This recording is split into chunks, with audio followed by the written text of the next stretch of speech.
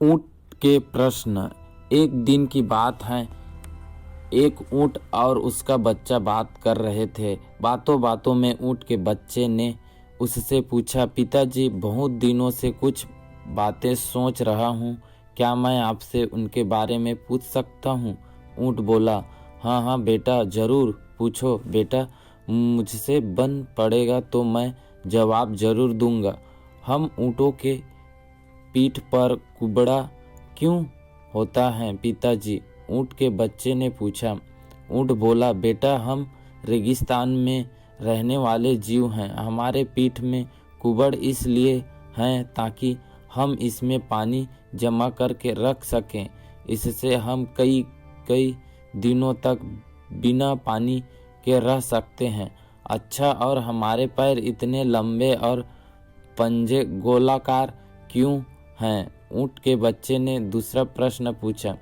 जैसा मैंने तुम्हें बता चुका हूँ कि हम रेगिस्तानी जीव हैं। यहाँ की भूमि रेतीली होती है और हमें इस रेतीली भूमि में चलना पड़ता है। लंबे पैर और गोलाकार पंजे के कारण हम रेत में चलने में सहूलियत होती है। अच्छा, मैं हमारे पीठ में कुबड़, लंबे पैर और गोलाकार पंजों का कारण तो समझ गया, लेकिन हमारी घनी पलकों और कारण मैं समझ नहीं पाता।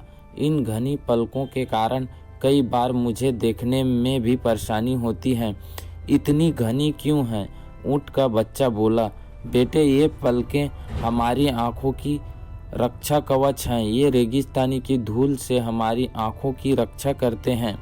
अब मैं समझ गया कि हमारी ऊँट में कुबड़, पानी जमा करके रखने, लंबे पैर और गोलाकार पंजे रेतीली भूमि पर आसानी से चलने और घनी पलकें धूल से आँखों की रक्षा करने के लिए हैं। ऐसे में हम तो रेगिस्तानी में होना चाहिए न पिताजी? फिर हम लोग इस चिड़ियाघर में क्या कर रहे हैं? सीख। प्राप्त ज्ञान, हुनर और प्रतिभा तभी उपयोगी हैं जब आप सही जगह पर हैं, अन्यथा सब व्यर्थ हैं। कई लोग प्रतिभावान होते हुए भी जीवन में सफल नहीं हो पाते क्योंकि वे सही जगह क्षेत्र पर अपनी प्रतिभा का इस्तेमाल नहीं करते। अपनी प्रतिभा व्यर्थ जाने मत दे।